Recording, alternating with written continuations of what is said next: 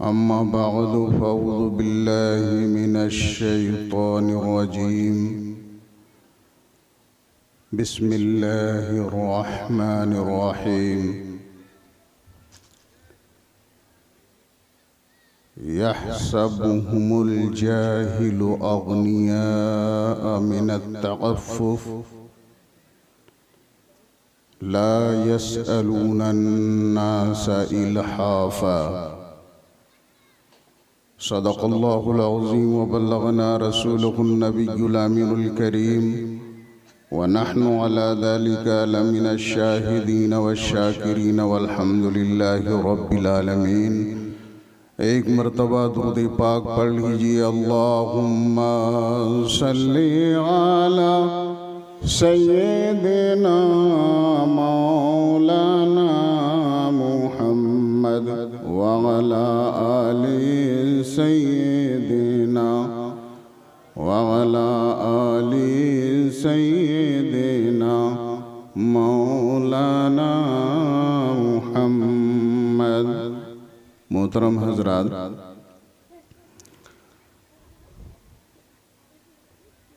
आज जलसे की पहली रात है। आप हज़रात बहुत देर से उलमाए किराम के बयानात सुन रहे हैं।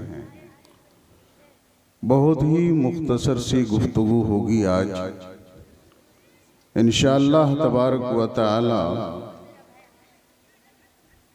कल अगर वक्त मिला तो कुछ तफसीली बात की जाएगी। मैंने कुरान हकीम की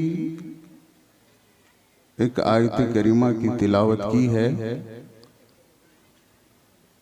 बज़ाहिर इसका ताल्लुक तो आज के उन्वान से नज़र नहीं आ रहा है, वो मुताबिक नहीं मालूम होती, लेकिन आज मैं इस आयत करीमा की गहराई में जा कर के मैं आपको बताना चाहता हूँ कि ये जो आयत करीमा है, इस आयत करीमा के अंदर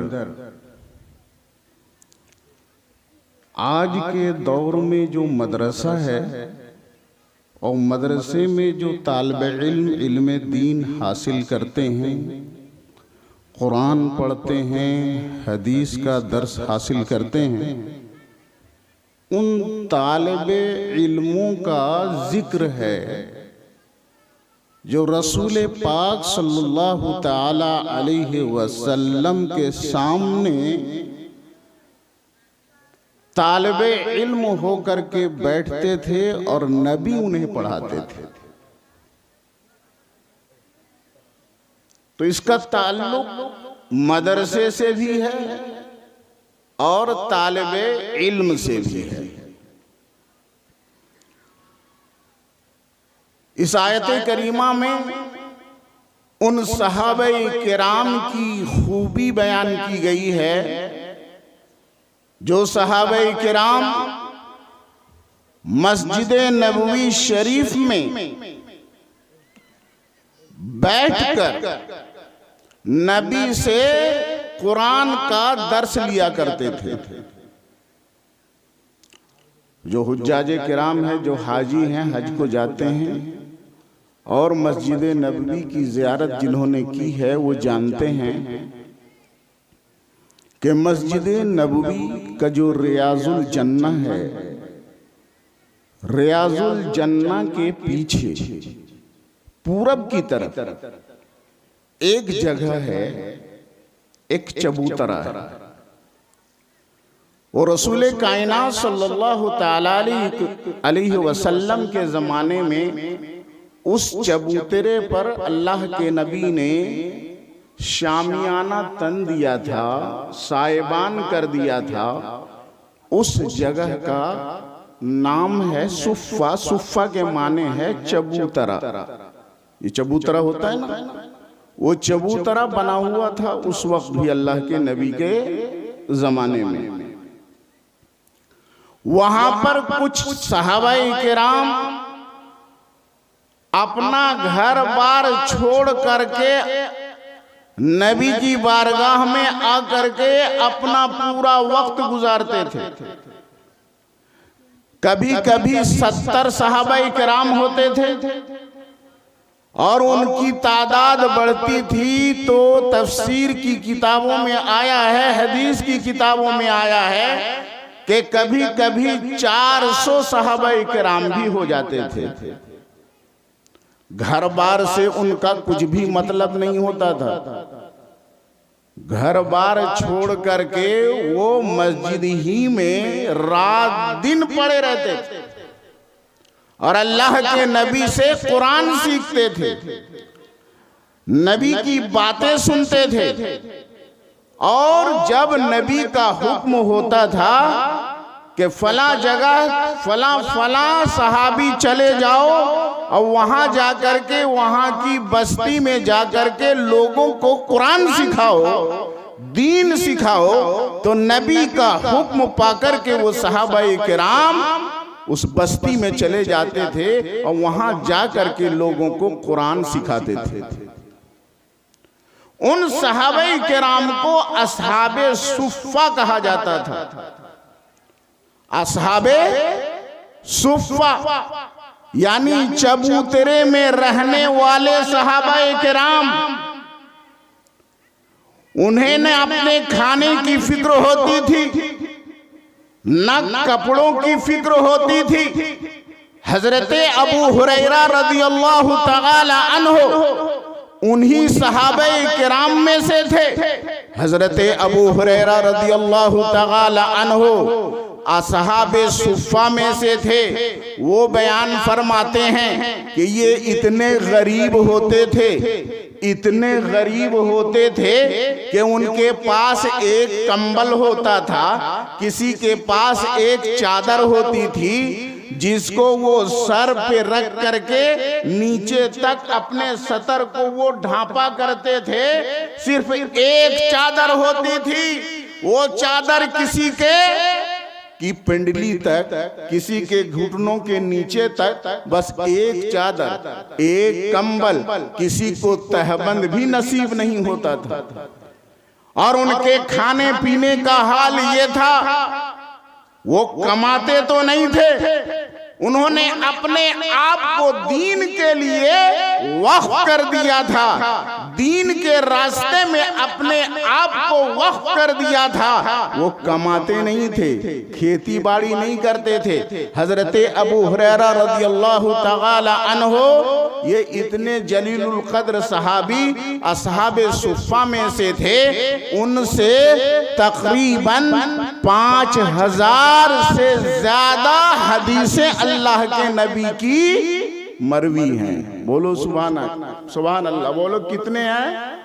5000 से भी ज्यादा हदीसें तन्हा हजरत अबू हुरैरा ने अल्लाह के नबी से सुनकर इस उम्मत तक पहुंचाया है। पूछा गया, अबू हुरैरा इतनी हदीसें तुमको कैसे मालूम हो गई?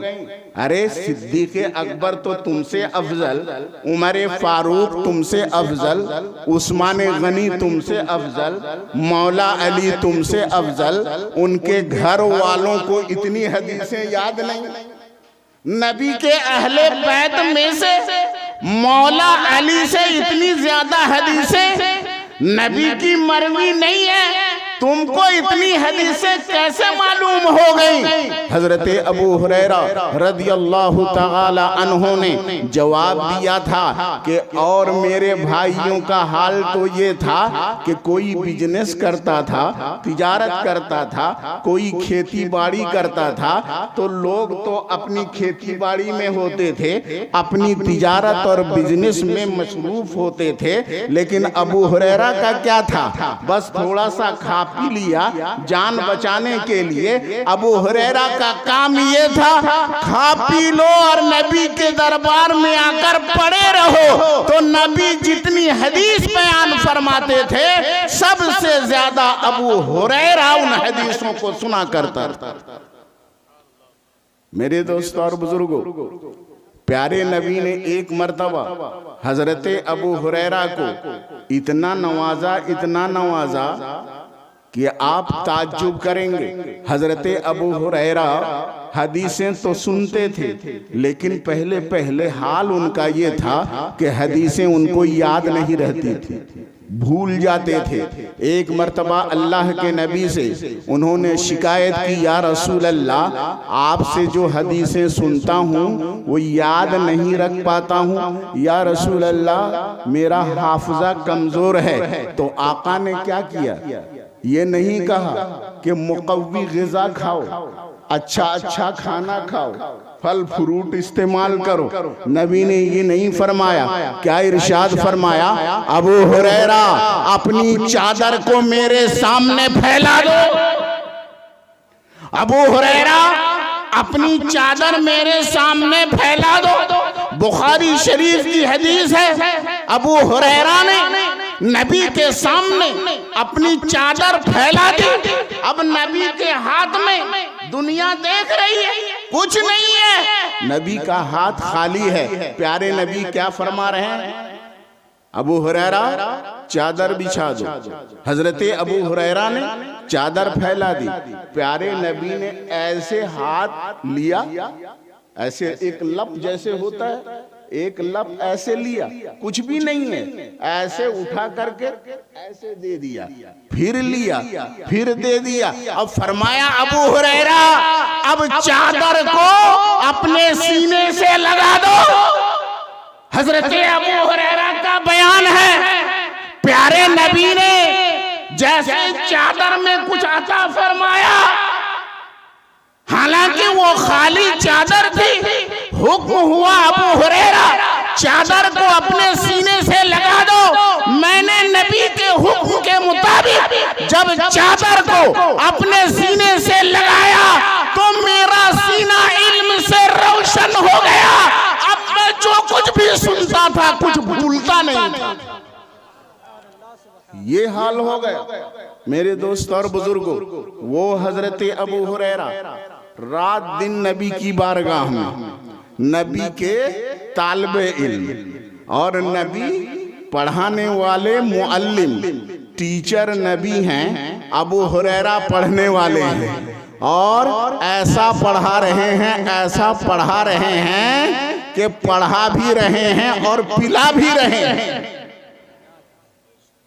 तो वो दरसगाह भी थी, खानकाह भी थी, वो तरबियत गाह भी थी। नमाज कैसे पढ़ी जाएगी, नबी तरबियत फरमा रहे हैं, कुरान की तालीम भी दे रहे हैं। तो वो दरसगाह भी थी, वो तरबियत गाह भी थी, वो खानकाह भी थी। वहाँ पर समाजी मसाइल भी हल होते थे, वहाँ पर दीनी मसाइल भी हल होते थे। वो एक चबूतरा था, लेकिन वो उस दौर का सबसे बड़ा दारुल उलूम था, सबसे बड़ा मदरसा था मेरे दोस्त और बुजुर्गों। और उनका हाल ये था, जो तलब कर रहे थे ना, इल्म जो सीख रहे थे ना, तो इल्म सीखने का उनका हाल ये था कि वो भूख से तड़पते थे, लेकिन किसी से सवाल नहीं करते, किसी से मांगते नहीं थे।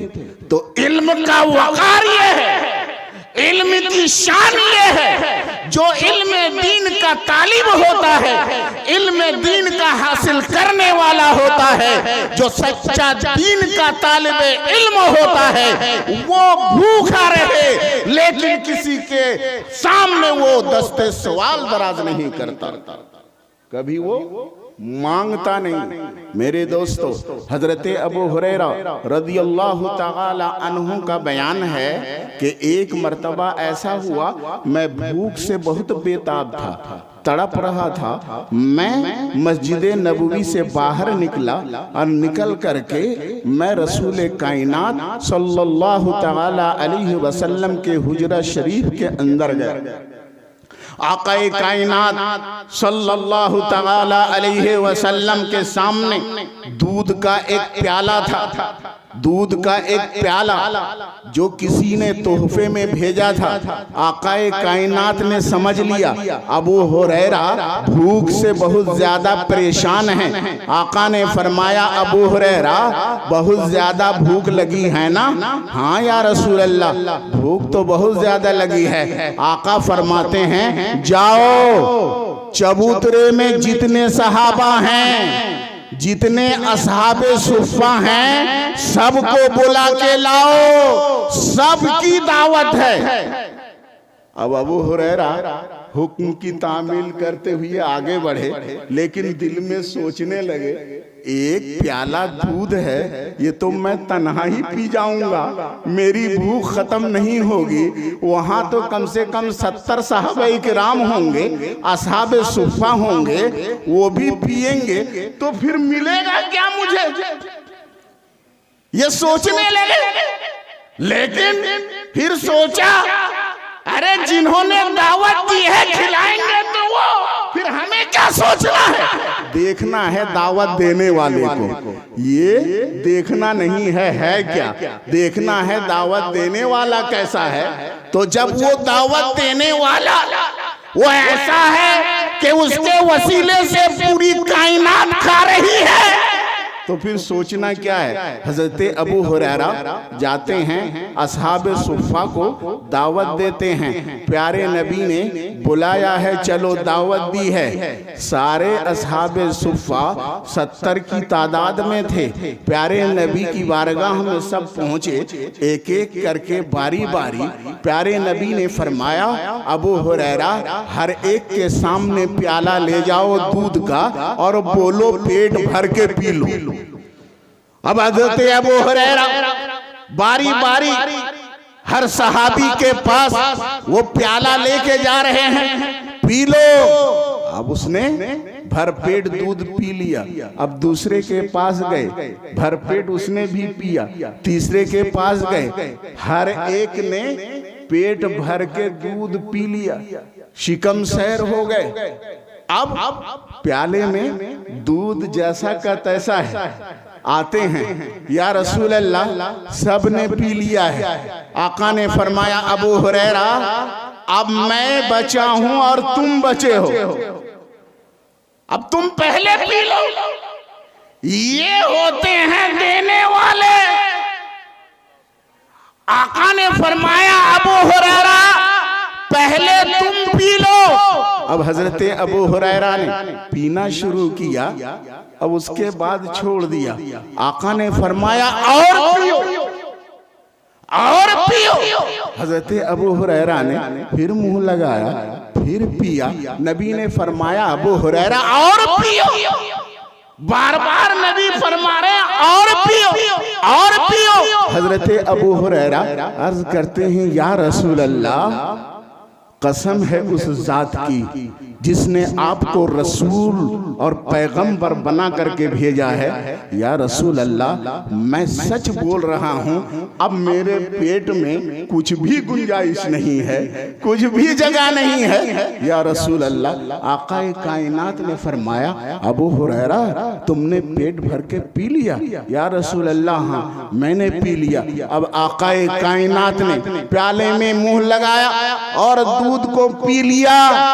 मेरे दोस्तों वो एक प्याला दूध 70 सहाबाए किराम को काफी हो गया। अरे उस वक्त तो 70 थे, 70। अगर 70,000 भी होते तो वो काफी हो जाता। इसीलिए इमाम इश्क व मोहब्बत का इश्क पुकार के कहता है कि क्यों जनाबे अबू हुरैरा कैसा था वो जामे शीर, क्यों जनाबे अबू हुरैरा कैसा था वो जामे शीर जिससे 70 साहिबों का दूध से मुंह फिर गया।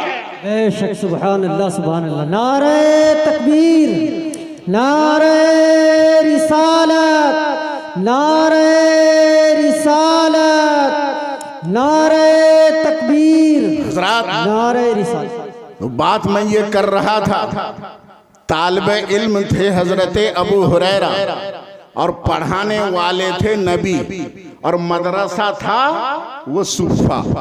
उस मदरसे का नाम था सुफ़ा, दारुल उलूम था सुफ़ा। तालिबे इल्म थे हजरत अबू हुरैरा, वो उसके तालिबे इल्म थे हजरत अबू ज़र ग़िफ़ारी रज़ी अल्लाहु तआला अन्हु, उसके तालिबे इल्म थे हजरत खब्बाब बिन अरत रज़ी अल्लाहु तआला अन्हु, उसके तालिबे इल्म थे हजरत बिलाल रज़ी अल्लाहु तआला अन्हु, उसके तालिबे इल्म थे हजरत सफ़वान रज़ी अल्लाहु तआला अन्हु। 70 कभी और कभी 400 सहाबाए किराम उस दारुल उलूम में पढ़ते हुए नजर आते थे। तो आज जो दारुल उलूम का तसव्वुर है, ये मदरसा का जो तसव्वुर है, ये आज का गढ़ा हुआ नहीं है। इसका तसव्वुर, इसका कॉन्सेप्ट प्यारे नबी ने अपने दौर में दे दिया है। मेरे दोस्तों, अब इन दारुल उलूम के तालिबे इल्मों को कैसी नजर से देखना चाहिए? बोलिए। उसी नजर से देखना चाहिए जो नबी ने अपने तालिबे इल्मों को जिस नजर से देखा था, उसी नजर से देखना चाहिए था ना हम सबको। बोलिए। और चाहिए है कि नहीं? अब हदीस से पूछ देखो, कुतुबे हदीस पढ़ो कि प्यारे नबी का उन सहाबाए किराम के साथ क्या रवैया था, नबी उनके साथ कैसा सलूक करते थे, नबी उनका कैसा ख्याल रखते थे।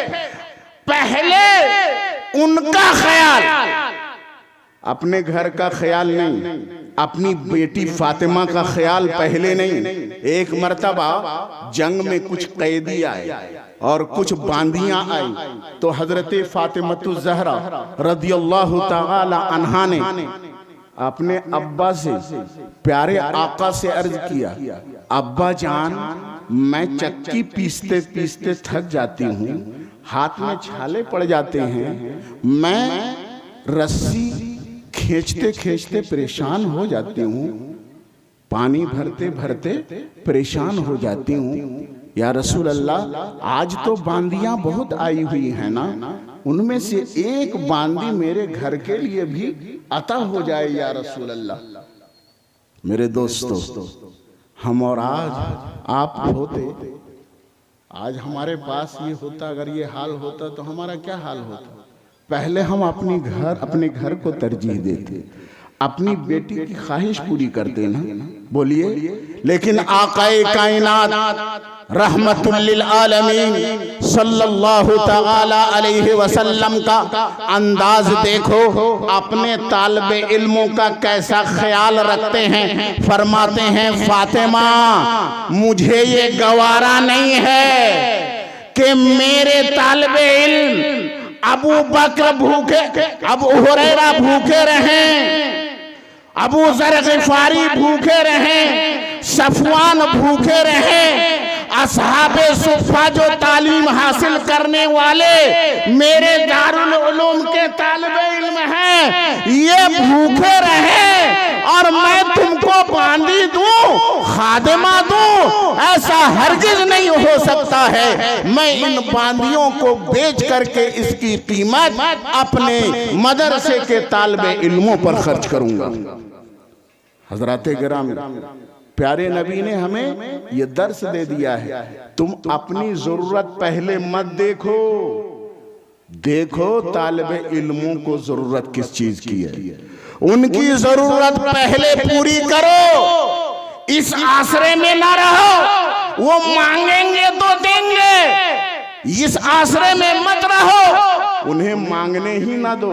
इसलिए कि कुरान ये कह रहा है, ला यसअलून अन्नासा इल्हाफा, वो ऐसे तालिबे इल्म थे, नबी की बारगाह के वो ऐसे परवरदा थे, वो ऐसे स्टूडेंट थे नबी के दारुल उलूम के, ला यसअलून अन्नासा इल्हाफा, वो गिड़गिड़ा कर लोगों से सवाल नहीं करते थे, कुछ मांगते नहीं थे।